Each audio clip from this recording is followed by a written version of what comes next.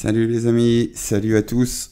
On va faire un débrief un peu court aujourd'hui parce que, parce que ça fait 2 semaines que je traîne un virus qui me fait chier et que là maintenant j'ai l'oreille gauche qui résonne, donc c'est pas très agréable.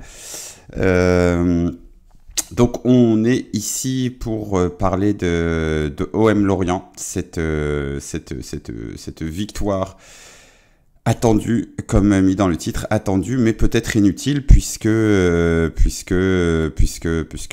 voilà, est-ce qu'elle va être suffisante pour aller chercher l'Europe après avoir été incapable de battre 1 milliard d'équipes et être tout nul toute la saison. Maintenant, il faut gagner les 3 derniers matchs et on est tout nul aussi à l'extérieur, donc il y a de fortes chances que, étant donné que les 2 derniers matchs qui nous restent à jouer sont à l'extérieur, qu'on n'arrive pas à faire 6 sur 6. Et si on n'arrive pas à faire 6 sur 6, on sera sans doute 8e. Donc voilà, donc on en est un petit peu réduit à ça.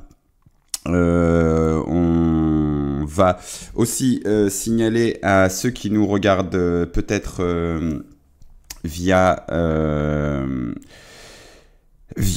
sur YouTube de s'abonner, etc. De s'abonner, de liker, de commenter. Ça soutient toujours mon travail, ça fait toujours plaisir. Donc n'hésitez pas. Salut à tous, salut Dark Marshall, salut Iki, salut Bubzine, salut Don Flamingo. Content de vous retrouver. Salut Mergoum. Quelqu'un dit un nul et une victoire suffisent, non? Non, je pense pas, puisque en plus de ça, Lyon est injouable. Enfin, Lyon perd des matchs et puis finit par les gagner 3 buts à 2. Donc Lyon-Strasbourg, autant dire qu'ils vont l'emporter. Hier, apparemment, ils n'ont pas été très bons, mais ils l'ont emporté. Donc autant dire que Lyon va finir avec 53. Lens, le dernier match, je sais plus contre qui c'est, mais il devrait finir avec 53. Voilà, Lens-Montpellier, donc il devrait finir avec 53. Et toi, en fait, à force de faire n'importe quoi, à force de tout foirer, tu vas même pas finir par être 7e. C'est assez dingue. En fait, si tu gagnes tes 2 derniers matchs, t'es à peu près certain de finir 6e, parce que ça voudrait dire que tu auras au minimum plus 13. Avec Lens, la différence de buts particulière, t'es égalité. T'as gagné 2 buts à 1, t'as perdu là-bas 1 but à 0. Donc t'es à égalité. Donc tu devrais, à moins que Lens mette des cartons, mais tu devrais passer devant Lens et Lyon. Mais le problème, c'est que l'OM est tout nul à l'extérieur, est vraiment, vraiment nul à chier, quoi. C'est la dernière équipe, c'est la pire équipe de Ligue 1 à l'extérieur, si je dis pas de bêtises, l'OM. Donc à partir de là, tu as 2 déplacements à Reims et Le Havre. Je sais que sur le papier, on se dit tous, oui, mais c'est des matchs abordables. Mais non, en fait, il n'y a aucun match abordable. Nantes, on a fait nul.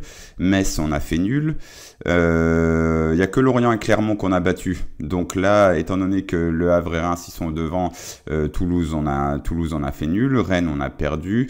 Montpellier, on a fait nul. Donc logiquement, les équipes de la deuxième partie de tableau, à l'extérieur, on fait nul contre elles. Strasbourg, on avait fait nul. Voilà, c'est ça en fait. Montpellier, Strasbourg, Nantes, Metz, on avait fait nul. Donc là, et Toulouse. À partir de Toulouse, toutes les équipes qu'on a jouées à l'extérieur, on a fait nul. Toulouse nul, Montpellier nul, Strasbourg nul, Nantes nul, Metz nul. On a battu Lorient et Clermont. Donc là, il faut battre Le Havre et Reims. Si on fait confiance à notre équipe de cette saison qui a juste peur de la réception du stade Vélodrome et est absolument désastreux à l'extérieur, on se dit on va faire au moins nul. Et si on fait juste un nul et que Lyon et Lens remportent leur dernier match, ils auront donc 53. Et toi, même si tu fais 4 points, tu auras 51. Donc voilà, tu seras derrière eux.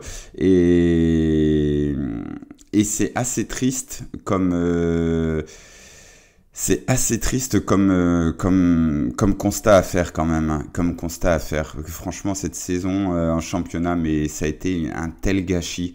Il y a tellement de matchs que tu aurais dû gagner, mais où il y a vraiment eu une certaine fainéantise chez tout le monde. Et pourquoi je peux pas cliquer sur... J'ai vraiment trouvé qu'il y a une fainéantise En fait, un trop grand confort, je sais pas, genre Toulouse, tu vas pas gagner là-bas, tu dois gagner.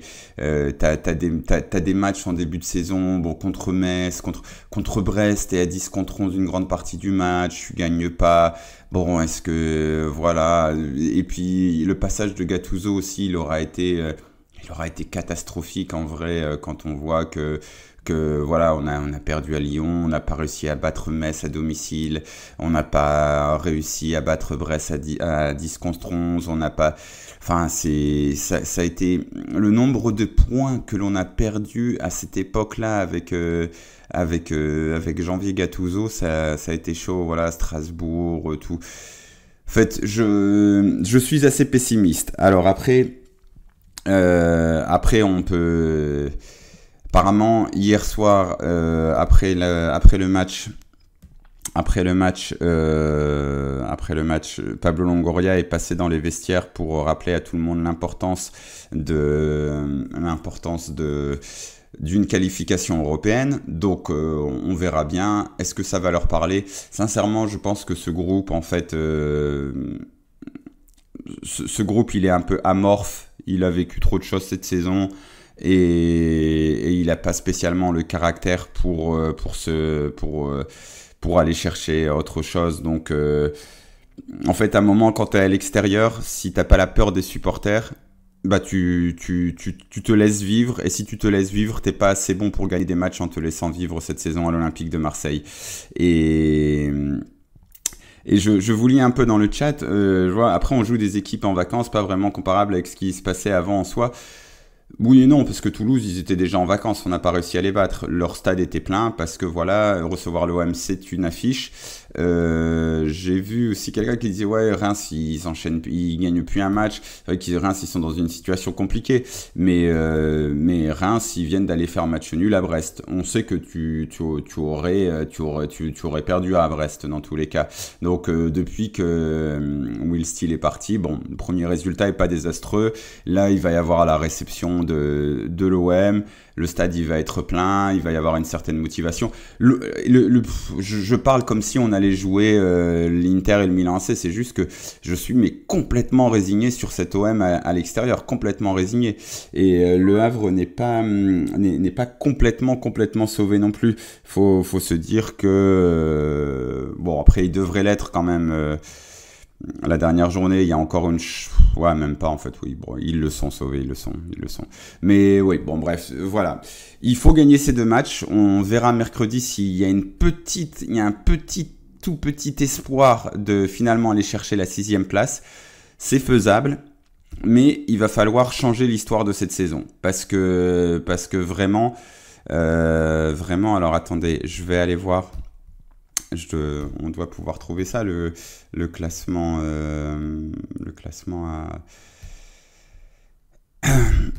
des équipes à l'extérieur. Voilà, général, extérieur. Alors attendez, je vais vous mettre... On va repartir comme ça. Voilà, donc ça, c'est le classement des équipes à l'extérieur. Et l'OM... Ah non, du 7e, ça va. Heureusement, on a le même nombre de points que Clermont, mais on a une meilleure différence de but. La fameuse patte Gattuso, où on perdait les matchs, mais on les perdait que 1-0. Et ouais, comme ça, au moins, on joue la place de barragiste contre le Havre au match à l'extérieur. Bon, voilà. Donc ça, c'est pour le début. Mais hier, l'OM a fait le travail au Vélodrome.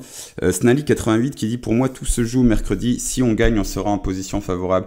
Je vois un peu les choses comme toi, c'est vrai que je me dis que si tu gagnes mercredi, déjà tu auras prouvé que tu es capable de gagner un match à l'extérieur, ce que tu n'as pas fait depuis février ou un truc comme ça, depuis la victoire à Clermont, que tu étais vraiment désastreux. Donc voilà. Et puis ça voudra dire que tu es encore mobilisé et que tu es capable de gagner un match à l'extérieur. Donc, dans tous les cas, en fait, mercredi, déjà, si tu gagnes pas ce match en retard, tu es pratiquement assuré d'être... Ouais, tu es pratiquement assuré de pas être en Europe. Parce que si tu gagnes pas ce match en retard, ça voudra dire que tu devras gagner ton match ton dernier match qui te restera, et compter sur un faux pas de Lens et Lyon. Ce qui est assez dingue. Tu auras 48 et il restera à tout le monde un match à jouer. Donc voilà. Et Lens et Lyon qui jouent à domicile face à deux équipes qui sont démobilisées. Donc voilà. Donc si tu gagnes, par contre, en effet, tu repasses devant. Tu repasseras devant Lens et Lyon. Tu feras une vraie belle opération. Donc logiquement, on sait qu'on va pas le faire. Mais si tu gagnes, tu passeras devant la différence de but, 50, et tu vas au Havre pour défendre ta place de qualification européenne. Donc voilà, on va espérer, mais ça va être compliqué. Bon, on parle un peu du match d'hier maintenant. Le match d'hier face à Lorient, donc un match dans lequel l'Olympique de Marseille s'est imposé 3-1. Est-ce que j'ai les XG quelque part? J'ai pas lancé Understat, on va vite lancer Understat, voilà. Un match que tu as emporté donc de manière totalement logique, puisque Lorient alors apparemment il y a encore un tout petit espoir pour qu'ils se sauvent, mais ils sont pratiquement en D2, en L2, ça fait un moment, donc voilà, 26 points. Il y a un tout petit espoir pour qu'ils aillent chercher une place de barragiste, mais ils sont pratiquement descendus, quoi. C'est pratiquement fini. Dans tous les cas, ils ne pourront plus se sauver directement. Il y a un tout petit espoir pour qu'ils aillent chercher la place de barragiste. Et donc, tu t'es imposé 3-1 avec, comme d'habitude, Pierre-Emerick Aubameyang, un doublé de Pierre-Emerick Aubameyang et un but sur corner, un petit peu de Samuel Gigot. On va voir un petit peu un truc positif, puisqu'on peut un peu parler de choses positives. Un truc que j'ai trouvé positif, attends, je vais le laisser comme ça au moins ce sera peut-être, c'est Murillo qui délivre ce caviar, et il en a délivré une ou deux des bonnes passes décisives, et enfin une ou deux des bonnes passes hier. Je l'ai trouvé plutôt bon, sur le match. Donc voilà, c'est un aspect plutôt positif que je voulais souligner, le bon match offensif de Murillo, même si tu t'es aussi un petit peu fait balader défensivement, tu as aussi un peu fait des conneries. Bon, balader défensivement, c'est peut-être un peu fort, mais t'as été un peu dans une situation un peu compliquée. T'as été dans des situations un peu compliquées. Et voilà, Moumbagna aussi qui a pas fait un mauvais match, qui va chercher le penalty du 3-1. Je l'ai pas trouvé mauvais, j'ai pas trouvé voilà, le match des Marseillais, c'était voilà, une victoire attendue, mais ils ont fait à peu près le travail. J'ai pas grand chose à dire sur ce match. Très rapidement, en fait, en seconde période, le match se termine. Le match se termine parce que voilà, on sent que Lorient va pas revenir. Gasset il fait tourner un petit peu. Snally qui dit: moi ce que je vois sur cette action, c'est aussi qu'on a deux attaquants dans la surface et que Moumbagna attire un défenseur. C'est pas faux. C'est aussi lui la tête cadrée sur le but de Gigot. Ouais, non, c'est pas faux. Non, Moumbagna il fait un beau match, et c'est vrai que il a peut-être besoin de s'adapter progressivement à l'Olympique de Marseille. Et en fait, les matchs comme Lorient, c'est des bons matchs pour lui, parce que il a été utile un peu voilà, dans l'occupation des défenseurs adverses, dans la dimension physique. Il a un peu libéré Aubameyang. Donc ouais. Moumbagna, le péno, il est justifié, mais il a une façon de plonger qui est agaçante. Sa façon de tomber est théâtrale. C'est pour ça que le VAR a appelé l'arbitre. Ouais, c'est vrai que moi j'ai eu peur qu'il annule le penalty, parce que y a pas grand chose, mais il y a quelque chose. Donc ouais, c'est vrai qu'il faut peut-être qu'il travaille un petit peu enfin dans tous les cas, il faut qu'il travaille son langage corporel. Ça c'est sûr. Bon. Voilà, je sais pas trop quoi dire sur ce match de Lorient, qui était vraiment, je le répète, hein, c'était une victoire attendue pour moi. Et ça s'est Ça s'est vérifié, voilà. Aux XG, tu les as tués parce qu'ils étaient inexistants. Bon, après, le but de Gigot, c'est un but à 0,96 au niveau des XG. Mais même si c'était un petit peu moins, t'aurais quand même été... même le but d'Aubameyang, c'est une tête à bout portant. Donc, forcément, t'as quand même concédé 2-3 occasions connes. Le but que tu prends, c'est un peu bête. Mais ouais, ce qui reste vraiment, c'est un peu du gâchis. Enfin, parce que je suis tellement projeté sur le fait, j'ai tellement peur que l'on fasse pas de Coupe d'Europe la saison prochaine que je suis projeté là-dedans. Alors, je voulais lire. Mourad, il y a des matchs qu'on a perdus sur le fil, mais des matchs qu'on méritait de perdre et on s'en est sorti avec un résultat miraculeux. Toulouse, c'est miraculeux de récupérer le point chez eux dans les dernières secondes. Strasbourg avait des occasions de nous battre en janvier. Lens, sans la bévue, on ne gagnait pas. Le rouge contre Monaco sont généralement compensés par des résultats heureux où tu méritais. Pour moi, on a notre place. Oui, non, mais sur la saison que tu fais, après, si t'es pas en Europe, il y aura pas de scandale, hein, il y aura pas de truc où tu te dis, genre comme la saison Bielsa, où tu te dis, mais on méritait au minimum d'aller en Ligue des Champions. Là, si tu vas nulle part, tu diras, bah, ouais, on a fait une saison honteuse, donc, donc bien sûr qu'on l'est pas. Mais moi, j'aurais quand même des regrets en me disant, mais franchement, vu la vitesse à laquelle avançait la Ligue 1, c'est un peu honteux quand même de pas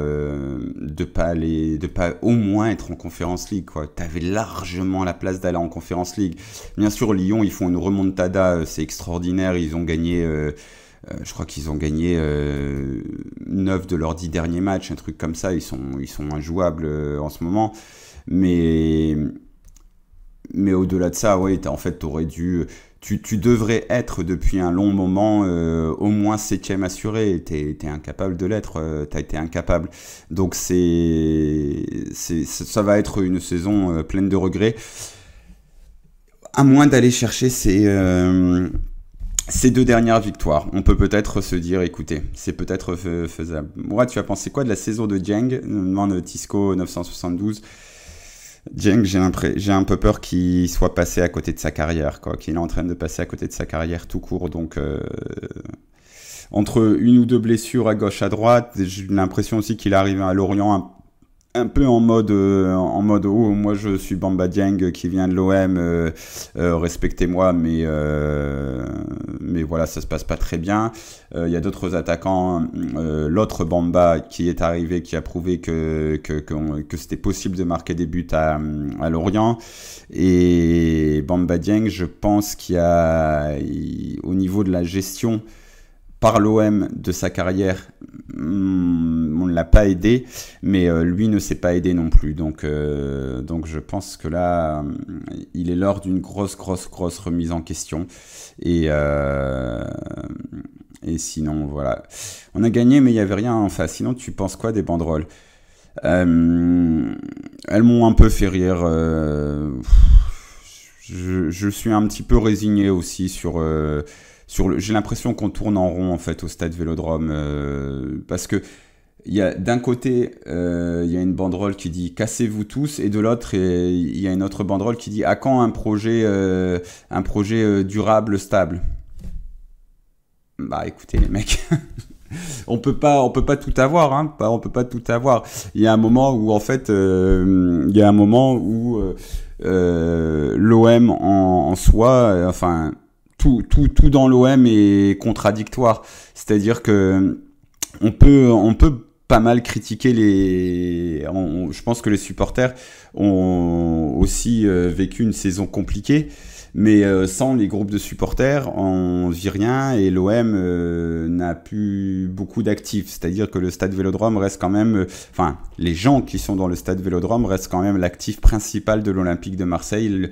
Leur passion, ce qu'ils arrivent à refaire sortir des joueurs. Mais par contre,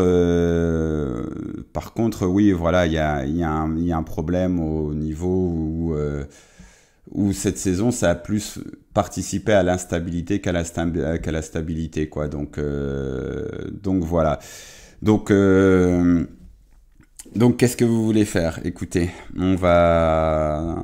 et puis il y a des moments aussi où en fait où j'ai pas compris. Il y a des moments où l'OM était vraiment nul, mais il y avait de la patience à son égard. Et il y a des moments où, par exemple, quand tu perds à Brighton, tu sortais d'une série où tu avais fait 4-5 résultats positifs. Bon, bah là, tu mets une grosse pression aux joueurs à la fin du match. Tu te dis, mais... Enfin, j'ai pas tout compris, quoi. Mais dans tous les cas, c'est compliqué, c'est compliqué. Après, si je devais, après, je souscris plutôt à la banderole des ultras de manière peut-être un peu plus soft, mais enfin, oui et non, parce que j'aimerais bien avoir un projet stable, mais en fait, ça me fait rire parce que je sais qu'à l'OM c'est pas possible. Donc il faut être réaliste. Je sais que c'est pas possible, c'est se mentir. Franchement, moi je pense qu'on se ment à nous-mêmes en se disant ouais mais regardez, nous on veut Gasperini. Mais vous êtes fous quoi, mais Gasperini, on lui met le feu, on veut de Zerbi, mais de Zerbi direct après 2 matchs où on fait 0-0 et 0-1 et où on essaye de mettre en place le jeu de possession, le jeu de passe en partant de l'arrière. Il se fait défoncer direct de The Bee, direct. On lui dit allez hop, tu rentres chez toi. C'est quoi ce coach en bois? Donc pareil, là, Iliman Ndiaye, ouais, on veut des pépites. Ouais, mais Iliman Ndiaye, tu dégages immédiatement. Et t'as pas réussi, tu dégages immédiatement. Écoutez, c'est compliqué quoi, on peut pas. Et donc il faut travailler dans l'urgence. Dans l'instabilité. Je pense que c'est comme ça que tu dois travailler à l'OM. Vraiment, je vois pas d'alternative à ça. Et même si on était racheté par un mec super riche, alors là les attentes seraient décuplées, et si tu gagnes pas tous les matchs 4-0, tu te fais défoncer aussi. Donc voilà. Et quoi qu'il dit, le problème c'est Longoria, il joue toujours à la roulette russe, ouais, mais Longoria aussi, il a fait deuxième, troisième et une demi-finale d'Europa League, alors qu'il y a d'autres présidents qui ont fait 6e, 7e, 6e. Il y a aussi d'autres présidents comme Vincent Labrune qui ont pris un club champion de France qui était tous les ans en Ligue des Champions, et qui l'a laissé 10e et 75e à l'indice UEFA, donc et qui s'est fait siffler à la dernière minute quoi, les derniers matchs de la saison toute pourrie. Donc voilà, ouais, on veut de la stabilité, mais on veut déjà virer la direction. Voilà, et on veut de la stabilité, et puis en même temps on veut de la stabilité, et quand on avait de la stabilité dans l'effectif, et qu'il y avait les Thauvin Payet, on leur mettait des grandes banderoles en leur disant Thauvin Payet, il n'y a que la bonne mère qui est éternelle à Marseille, donc dégagez, on en a marre de voir vos gueules. Donc en fait, en fonction des résultats, tout change beaucoup trop vite à Marseille, et il y a beaucoup trop de pression, et les coachs sont épuisés, en fait, c'est dur Marseille, c'est dur. Vous imaginez les gueules, vous vous souvenez de la gueule de Deschamps après 3 ans chez nous? Mec, il avait plus de dents, il avait 78 kilos en trop, il était explosé, donc voilà. Donc l'équipe Fagnon, c'est très très compliqué à gérer à l'Olympique de Marseille. Il faut quelqu'un qui sache vraiment endosser la pression, en sachant qu'on va l'insulter, qu'il y a de fortes chances qu'il se fasse insulter et qu'on demande son départ. Et voilà, il faut quelqu'un comme ça. Et puis après il y a le reste, ce que souligne Don Flamingo 974, alors qu'il fait des bonnes choses chez les jeunes, chez les féminines, sur le plan financier, juste une mauvaise saison chez les pros hommes. Voilà, à l'OM tu n'as pas le droit de... Et le truc aussi, c'est qu'avant Longoria, Hérault avait tout basé sur un plan... il était dans un délire un peu genre start-up et tout machin. Longoria, il a un peu tout misé sur l'équipe première. Donc, mais il s'est raté. Cette saison seulement, parce que avant ça, on est beaucoup plus nul. C'est ça en fait le problème, c'est que tout le monde il veut tout dégager, Et 6 mois après, on se dit, ah, mais Tudor, on voulait tous le dégager. Enfin, pas moi, mais franchement, la Vox Populi voulait absolument dégager Tudor en mai 2023. On voulait absolument le dégager. Et 6 mois après, on disait, ah, Tudor, quel coach. Ouais, j'ai vraiment... Enfin, c'est peut-être un peu aussi parce que je suis malade là, mais vraiment, il y a un peu... Il y a de la fatigue, il y a de la fatigue, hein, il y a de la fatigue de se dire... on va continuer comme ça, et puis même voilà, je n'hésite pas à le dire, les médias aussi, on a un rôle là-dedans, on est tout le temps à sauter sur les mêmes trucs, etc. Mais regarde, Mourad, ça fait 14 ans qu'on n'a pas gagné un championnat, nous dit Echo. Ouais, mais justement, il faut se poser des questions. C'est ça, le truc, c'est que même plus que ça, moi j'irais même plus loin, on a gagné un championnat en 30 ans. Donc il faut se poser des questions. Et qu'est-ce qui ne change pas? Eh bien les méthodes, l'instabilité, c'est la seule chose qui ne change pas en fait. Et l'instabilité, c'est aussi l'instabilité à la tête du club. On va dégager Longoria. Donc déjà il avait mis en place une organisation qui avait des défauts, c'est sûr et certain, mais on a dégagé sa direction, on a dégagé ce qu'il a mis en place. Donc voilà, instabilité, c'est ça aussi l'instabilité. Instabilité, c'est ça. C'est aussi de dire, bah voilà, on se plaint de la formation. La formation, c'est vraiment un sujet qui m'intéresse. J'ai beaucoup parlé à des formateurs ailleurs, à des anciens directeurs du centre de formation, même à l'OM, etc. Te disent tous, ouais, mais on prend toujours du retard. C'est-à-dire que tu as toujours un nouveau président qui arrive, qui met en place un nouveau directeur du centre de formation, qui met en place un nouveau projet, et puis hop, 3 ans, tu dégages le nouveau président, tu dégages, hop, le nouveau directeur du centre de formation, hop, le projet. Et ben tu repars à zéro. Et ben voilà, c'est ça aussi l'instabilité, c'est pas de garder Guendouzi sur le terrain. La stabilité, c'est pas ça. Guendouzi, si ça tombe cette saison, il est pas bon parce qu'il est fatigué et il se prend des banderoles. Guendouzi, il y a que la bonne mère qui est éternelle à l'Olympique de Marseille. Dimitri Payet, il y a plein de saisons où on en avait marre de lui. Donc la stabilité, c'est pas ça. La stabilité, c'est avoir une structure. Les joueurs, ça va, ça vient. Les joueurs, ils sont dans une optique de carrière. Et Longoria a plein de défauts, c'est sûr et certain. Sauf que Longoria, il parvenait à amener le club dans les hautes sphères. Donc voilà, maintenant le truc est complètement pété, le jouet est pété. Le jouet est pété parce que on n'était pas content que Longoria ait suffisamment de pouvoir. Est-ce qu'il va réussir à rafistoler le jouet? On ne sait pas, peut-être pas, peut-être que c'est foutu. Et ça n'enlève rien. Parce que il y a ça aussi, parce que là j'imagine déjà des mecs dire ah mais toi t'es un nanana de Longoria, truc, ça n'enlève rien, parce que le mec tous les 6 mois il dit ah non il faut jouer comme ça, non il faut jouer comme ça, il faut jouer comme ça. Longoria, il n'y a pas de problème, critiquons-le. Longoria il change de vision du club tous les 6 mois, de la manière il change la manière dont doit jouer l'équipe première tous les 6 mois, ça c'est mauvais. Il a fait des erreurs au niveau du mercato, mais ça les erreurs au niveau du mercato, je m'en fous aussi, parce que tout le monde en fait. Personne ne fait pas d'erreur dans le mercato, personne, ça n'existe pas un club qui fait pas d'erreur dans le mercato, et que malgré tout, à l'Olympique de Marseille, depuis qu'il est là, il y a eu Aubameyang, il y a eu Sanchez, il y a eu Saliba, il y a eu Guendouzi, il y a eu plein de joueurs qu'en fait on n'avait pas avant, parce qu'on avait Kevin Strootman et Douye Tchaleta-Tsar et Nemanja Radonjic, et voilà quoi. Donc bon, non, mais pour moi le plus gros problème de Longoria, c'est surtout que pour moi la plus grosse erreur limite de Longoria, c'est qu'il est pas il est pas blindé Tudor, il l'est pas blindé, il lui est pas fait la cour en lui disant s'il te plaît reste, tout notre projet on le base autour de toi, etc. machin, parce que Tudor c'était l'entraîneur parfait pour l'OM. Il aurait dû faire ça, il l'a pas fait. Tudor apparemment voulait partir assez tôt, il a décidé ça, mais ce que j'ai cru comprendre, c'est qu'il n'a pas non plus été retenu de manière délirante, donc voilà.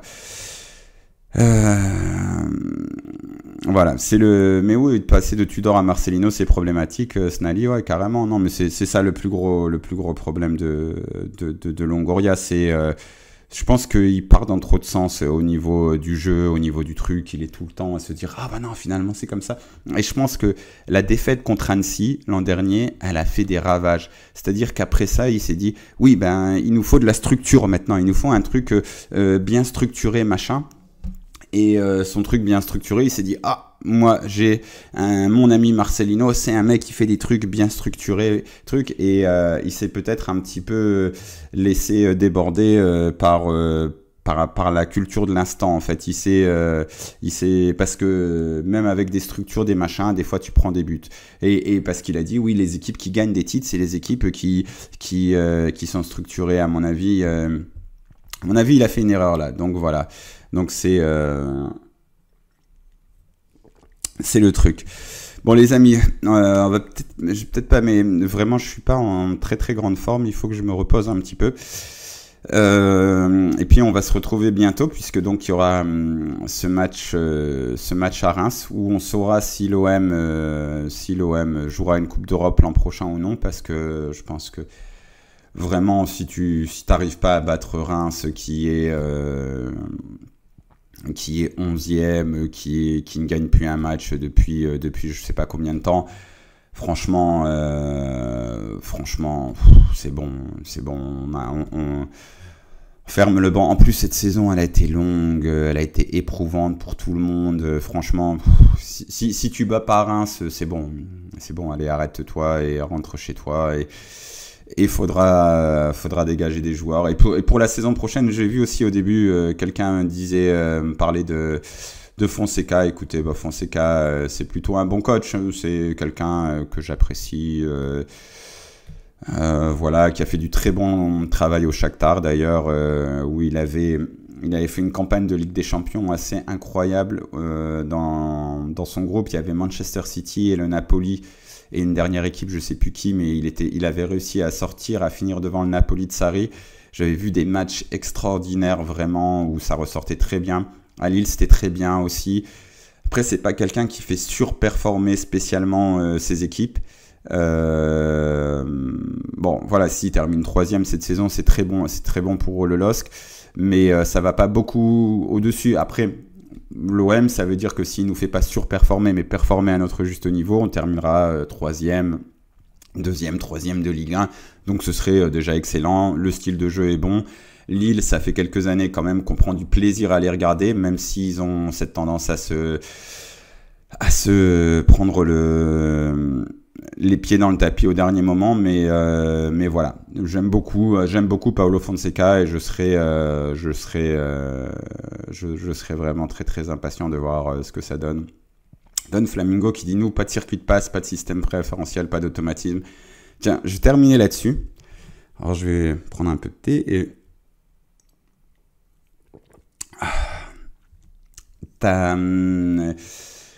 en fait, il y a un truc, ouais. Là, tu mets un peu le doigt sur un truc qui m'intéresse, Don Flamingo. Après le match contre l'Atalanta, Gasset dit je sais pas pourquoi, mais on dirait qu'ils ont peur, ils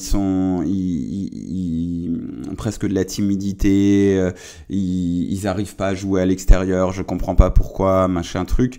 Et moi, je pense que c'est aussi dû au fait que... Alors, j'en veux pas agacer, qui est venu, qui nous a offert une fin de saison avec un minimum d'intérêt, mais c'est aussi dû au fait qu'ils savent pas comment ils jouent. C'est-à-dire que quand tu es à l'extérieur, quand t'es pas poussé par le public, il faut que tu puisses te reposer sur des bases tactiques, sur des repères.